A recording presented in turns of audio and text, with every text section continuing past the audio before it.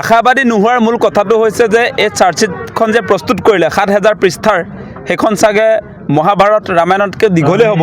এই জুবিন দাক হত্যা কৰা হৈছে বুলি কোৱাৰ পাছত ছিংগাপুৰত কি পৰিস্থিতিত জুবিন দাক হত্যা কৰিলে, কোনে হত্যা কৰিলে, সেইটো তদন্ত আচলতে ছিংগাপুৰত কৰা উচিত আছিল। কিন্তু আজিৰ দিনটোলৈকে আজি আপোনাৰ চাৰ্জশ্বিট দাখিল কৰিলে যদিও কিন্তু ইনভেষ্টিগেশ্যন যি অফিচাৰ আছিলে আইঅ'ই আপোনাৰ ছিংগাপুৰত ঘটনাস্থলীত প্লেচ অফ অকাৰেঞ্চত গৈ তদন্ত নকৰিলে। গতিকে আপুনি বহুত কাহিনী লিখি আনিলেও আচলতে কোৰ্টতটো কাহিনী শুনি আপোনাৰ জাজে জাজমেণ্ট নিদিয়ে। ডেফিনেটলি কোৰ্টত আপোনাৰ তথ্য প্ৰমাণে বিচাৰিব, এভিডেন্সে বিচাৰিব। গতিকে আমি যিবিলাক মূল কথা কৈ আছিলোঁ যে আমি কৈছিলোঁ যে জুবিন দাক ছিংগাপুৰলৈ বিজেপি চৰকাৰে লৈ গৈছিলে, হাই কমিশ্যন অফ ইণ্ডিয়াই লৈ গৈছিলে আৰু হাই কমিশ্যন অফ ইণ্ডিয়াৰ অনুষ্ঠানলৈ যাওঁতে জুবিন দাৰ হত্যা হৈছে। আৰু হত্যাকাৰী কোন বুলি ক'লে আমি দেখিবলৈ পাইছিলোঁ যে আপোনাৰ তাতে য়ট পাৰ্টি আয়োজন হৈছিলে ছিংগাপুৰৰ সাগৰত আৰু সেই য়ট পাৰ্টিৰ উদ্যোক্তা আছিলে তন্ময় ফুকন। তন্ময় ফুকন গ্ৰেপ্তাৰ নাই হোৱা আজিৰ দিনটোলৈকে, বা য়ট পাৰ্টিত অংশগ্ৰহণ কৰা সেই 15জন ব্যক্তি আজিৰ দিনটোলৈকে আচলতে গ্ৰেপ্তাৰ নহ'লে। গতিকে তেওঁলোকৰ গ্ৰেপ্তাৰ অবিহনে যিবিলাক মূল কালপিট, আজি তন্ময় ফুকন বা আছাম এছ'চিয়েশ্যনৰ সভাপতি সম্পাদক তেওঁলোক মূল কালপিট। কাৰণ জুবিন দাৰ যিটো আপোনাৰ ছিংগাপুৰৰ যিটো য়ট পাৰ্টি আছিলে সেইটো উদ্যোক্তা তেওঁলোক আছিলে। গতিকে উদ্যোক্তাকটো গ্ৰেপ্তাৰ কৰা হোৱা নাই। গতিকে সেইকাৰণে আমি এটা কথাই কৈছোঁ যে এই যিটো চাৰ্জশ্বিট সেই চাৰ্জশ্বিটটো হ'ব আধৰুৱা চাৰ্জশ্বিট। ইয়াত আচলতে মূল কালপিটক ঢুকি পোৱা নাই। আমি আচলতে জুবিন দাৰ হত্যাকাণ্ডটোক লৈ এটা কথাই আগৰে পৰা কৈ আছিলোঁ যে এইটো কোনো কাৰণতে SITৰ জৰিয়তে তদন্তটো সম্ভৱ নহয়।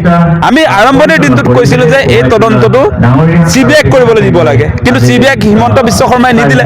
কি স্বাৰ্থত নিদিলে তেওঁহে জানিব সেই কথাটো। আৰু কি আমাৰ সন্দেহটো হৈছে যে যিহেতু আপোনালোকে এটা খবৰ নিশ্চয় জানিছিলে যে হাই কমিশ্যন অফ ইণ্ডিয়াই এই জুবিন দাৰ যিটো সংগীতানুষ্ঠান সেইটো প্ৰেজেণ্ট কৰাৰ সময়ছোৱাত জুবিন দাৰ হত্যা হোৱাৰ পাছতো গল্ডেন থ্ৰেডছৰ আচলতে ফেশ্বন শ্ব' চলি আছিলে বুলি অভিযোগ আহিছিলে। আৰু সেই সম্পৰ্কে মুখ্যমন্ত্ৰীয়ে আজিৰ দিনটোলৈকে কোনো স্পষ্টীকৰণ নিদিলে বা গল্ডেন থ্ৰেডছৰ কোনো ব্যক্তিক আচলতে সোধপোছ কৰা আমি গম নাপালোঁ আজিৰ দিনটোলৈকে। গতিকে আধৰুৱা হৈছে তদন্তবিলাক।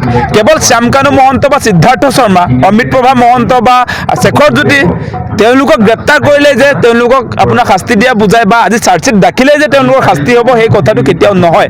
কাৰণ মই এটা কথা পুনৰ দোহাৰিছোঁ যে কোৰ্টে সদায় প্লেচ অফ অকাৰেঞ্চ, ঘটনা য'ত ঘটিছে তাত আপোনাৰ কেনেকৈ ঘটনাটো ঘটিছিলে সেই বস্তুটো তাত বিচাৰিব কোৰ্টে। গতিকে সেইটো যদি দাখিল কৰিব নোৱাৰে তাত ৭,০০০ পৃষ্ঠাৰ আপোনাৰ অভিযোগনামা দাখিল কৰিলেও মানে কোনোবা সুৰুঙাই দি এই অভিযুক্তবিলাক সাৰি যাব পাৰে। তেওঁলোক কিন্তু মই এটা কথা আৰু ক'ম আপোনালোকক যে এই যে ব্যক্তিক যিকেইগৰাকী ইতিমধ্যে গ্ৰেপ্তাৰ কৰিছে সেই লোকসকলে শাস্তি পালেই যে জুবিন দাই ন্যায় পাব সেই কথাটো আমি কেতিয়াও নকওঁ। কাৰণ জুবিন দাৰ যিটো অনুষ্ঠান সেইটো প্ৰেজেণ্ট কৰিছিলে ভাৰত চৰকাৰৰ বিদেশ মন্ত্ৰণালয়ে ছিংগাপুৰত থকা হাই কমিশ্যনে। গতিকে তদন্তৰ আওতাত হাই কমিশ্যন অহা নাই, বিদেশ মন্ত্ৰণালয় অহা নাই, য়ট পাৰ্টিৰ 15জন ব্যক্তি অহা নাই, য়ট চালকজন অহা নাই। হিমন্ত বিশ্ব শৰ্মা নিজেও আচলতে নৰ্থ ইষ্ট ইণ্ডিয়া ফেষ্টিভেল সম্পৰ্কত তেওঁৰ লগত এটা যোগাযোগ আছিলে হাই কমিশ্যন অফ ইণ্ডিয়াৰ। গতিকে সেই অনুষ্ঠানবিলাক যেতিয়ালৈকে তদন্তৰ আওতাত নাহিব, তেওঁলোকৰ নাম যেতিয়ালৈকে চাৰ্জশ্বিটখনত নাহিব তেতিয়ালৈকে আমি এই চাৰ্জশ্বিটখনৰ জৰিয়তে জুবিন দাই ন্যায় পাব বুলি আমি কেতিয়াও নাভাবোঁ। সেই কথাটো স্পষ্ট। সেই ৭,০০০ পৃষ্ঠাৰ চাৰ্জশ্বিটটোত বিজেপি চৰকাৰৰ হাই কমিশ্যন অফ ইণ্ডিয়া আছেনে নাই, সেই ৭,০০০ পৃষ্ঠাৰ যিটো চাৰ্জশ্বিট তাত হিমন্ত বিশ্ব শৰ্মাৰ নামটো আছেনে নাই, এই ৭,০০০ পৃষ্ঠাৰ চাৰ্জশ্বিটটোত ৰিণিকী ভূঞা শৰ্মা গল্ডেন থ্ৰেডছৰ স্বত্বাধিকাৰী তেওঁৰ নামটো আছেনে নাই, হোটেল গেটৱে স্বত্বাধিকাৰী আপোনাৰ মৃগাংক হাজৰিকাৰ নামটো আছেনে নাই, আৰু য়ট পাৰ্টিৰ আয়োজক তন্ময় ফুকনৰ আচলতে নামটো তাত আছেনে নাই, আৰু আছাম এছ'চিয়েশ্যনৰ যিবিলাক সভাপতি সম্পাদক যিবিলাকে জুবিন দাক মদ খুৱাই মাৰিলে বুলি অভিযোগ কৰা হৈছে সেই মানুহবিলাকৰ নামবিলাক আচলতে এই চাৰ্জশ্বিটখনত আছেনে নাই সেই প্ৰশ্নবিলাক আহিব। গতিকে আমিতো নেদেখিলোঁ, আমিতো কোনো এনেকুৱা মূল কালপিটবিলাকক আজিৰ দিনটোলৈ গ্ৰেপ্তাৰ কৰাও নেদেখিলোঁ, সোধপোছ কৰাও নেদেখিলোঁ।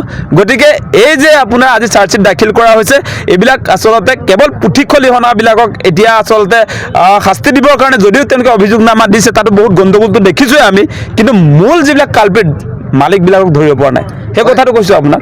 মালিক যিবিলাক হয়, মালিক হৈছে হিমন্ত বিশ্ব শৰ্মা, মালিক হৈছে আপোনাৰ হাই কমিশ্যন অফ ইণ্ডিয়া, মালিক হৈছে ছিংগাপুৰৰ আছাম এছ'চিয়েশ্যনৰ যিবিলাক সভাপতি সম্পাদক, সেই মালিকবিলাকক আচলতে SITয়ে ঢুকি নাপালে। গতিকে এইটোক লৈ আমি কোনো কাৰণতে সন্তুষ্ট নহয়।